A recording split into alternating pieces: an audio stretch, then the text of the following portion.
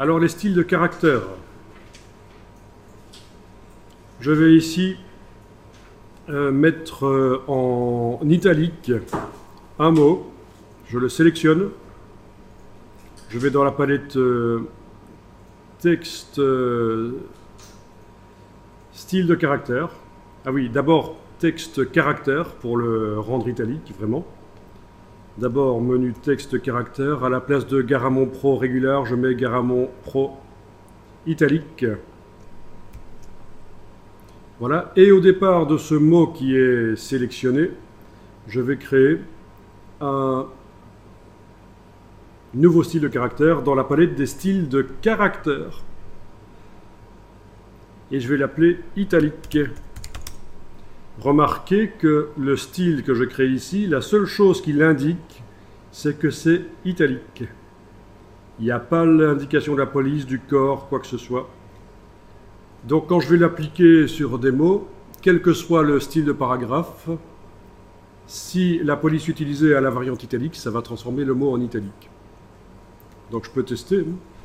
Je vais voir d'abord sur un autre mot, ici, arbre. Je clique sur le mot italique dans la style de caractère. Voilà.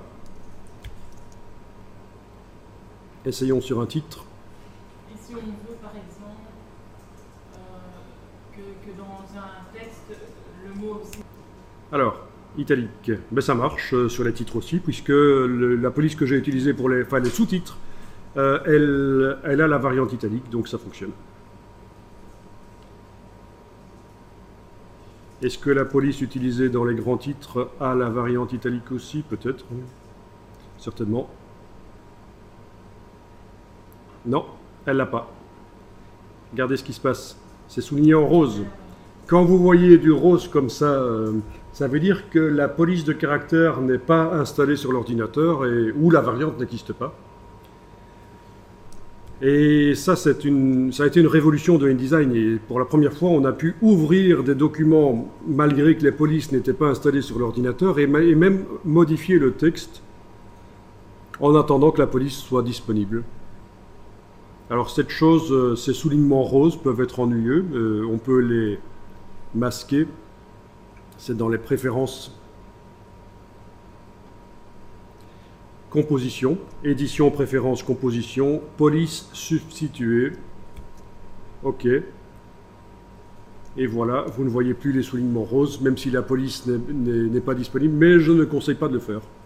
Je conseille de... Sinon, vous risquez d'oublier que la police que vous êtes en train de travailler n'est pas sur l'ordinateur et quand vous allez vouloir faire un export en PDF, ça va remplacer par une autre police la plus proche possible, mais ce ne sera pas exactement celle que vous voulez. Ok. Donc il y a des limites. Certaines polices n'ont pas les variantes. Ok. Oui, le style de paragraphe, c'est c'est pour un groupe de mots, oui, c'est pour tout un paragraphe, voilà. Entre l'après-balise de fin de paragraphe jusqu'à la balise suivante de fin de paragraphe, voilà. Et tandis que les styles de caractère, ça s'applique sur un des mots, oui, oui. Bien. Alors, un style de caractère peut être modifié comme un style de paragraphe. Là, je clique à côté de tout, et le style de caractère est appliqué sur le mot cellulaire ici. Donc rien n'est sélectionné, je peux aller double-cliquer sur le nom du style de caractère ici qui s'appelle italique, et dire tiens, non, je ne veux pas que ce soit italique, je veux que ce soit bold. Et pour autant que la police ait la variante bold, ça va le transformer en bold. Bold, voire même en couleur si on veut. Couleur des caractères. Voilà. Évidemment, pour bien faire, il faut que je renomme le nom de style de caractère. Bold magenta, dans ce cas-ci. Voilà. Et donc, tous les mots qui étaient en italique sont devenus maintenant bold magenta.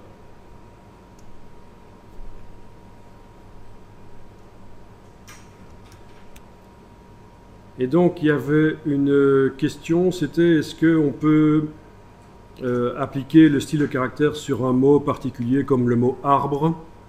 Ben on va tester. Hein. Là, je vais le mettre à différents endroits. Bon, il est là, il est là. Alors,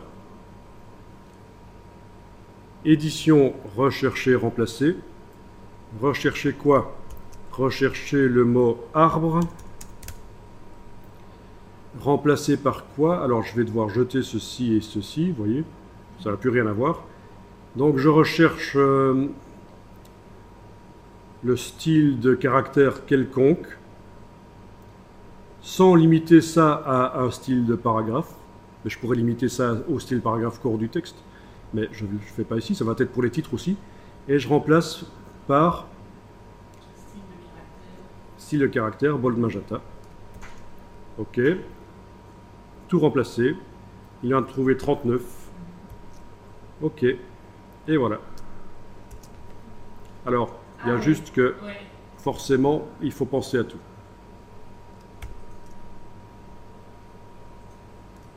Ah oui, oui, dans ce cas-là, il faut prévoir arbrisseau et toutes les variantes.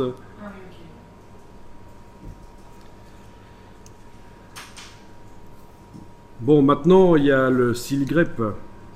C'est du InDesign avancé. Parce que bon, là, si je tape à nouveau le mot arbre, tant que j'ai pas fait de rechercher, remplacer, il restera comme ça. Hein. Si j'ajoute le mot au texte. Par contre, on a le style grep. Alors, dans le style de paragraphe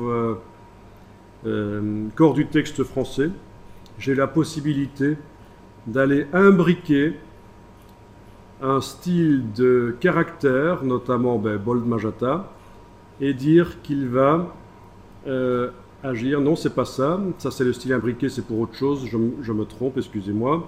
Je vais supprimer ça. C'est encore autre chose. Ça, c'est pour les lettrines, etc. Supprimer. Non, c'est ici, style grep. Voilà, nouveau style grep. Donc, le style de caractère bold magenta que j'applique sur le mot arbre. OK. Et normalement, là, chaque fois que je tape le mot arbre, il va devenir magenta. Voilà. C'est automatique. Par contre, avec l'autre pas. Non, non, non, l'autre, c'est du rechercher-remplacer qui travaille sur ce qui existe déjà. Tandis qu'ici, ça travaille sur ce qui va exister aussi. Alors, si je veux que le arbre au pluriel soit également pris en compte, je dois aller dans le style grep, faire la variante, et ça devrait fonctionner. Voilà. OK. Bon. Il y a plein de choses qui peuvent être vues. On peut aussi remplacer un mot par une image. Si vous avez un logo, hein, genre Kellogg's, vous avez le logo Kellogg's. Chaque fois que vous tapez le mot Kellogg's dans du texte, on peut avoir le logo, c'est l'image qui remplace. Ça pourrait être n'importe quoi, l'image d'une tête de panda, n'importe quoi. Hein. Donc il y a plein de choses qui peuvent être faites.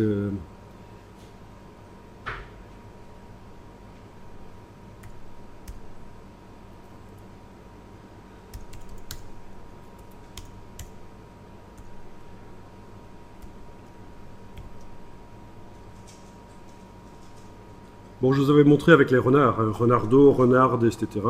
Même renard écrit faux avec un T. Bon, là, il n'a pas voulu le prendre parce que j'ai oublié certainement dans le style grep de faire quelque chose. Arbrisseau. Voilà. Il faudrait que j'aille revoir mes copions pour voir comment il faut écrire ça. Arbre. Ah oui, oui, oui, oui. Comme ça. Ça doit plutôt être comme ça. Arbre.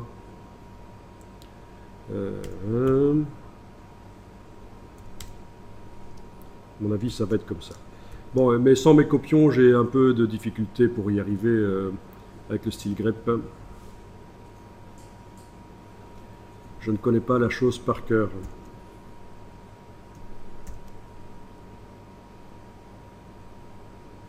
Non. Voilà, bon. Mais ceci dit, dans édition rechercher remplacer, j'avais enregistré une une recherche grep et ouais, il faut mettre le point d'interrogation après pour que ça marche. Voilà. Donc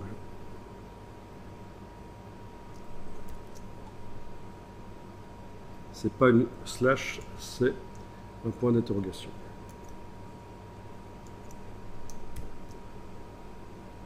Voilà, ça marche. Ah tiens, avec un X, il faudrait aussi. Donc, il faut tout prévoir. Bon, mais enfin, voilà, vous avez vu, c'est pratique. Le grep, je vous avais montré, c'est très pratique. Il faut savoir que ça existe et l'utiliser plutôt que de passer 3 jours à faire du recherche et remplacer manuellement. En 2 heures d'étude du grep et 5 minutes d'application, c'est réglé.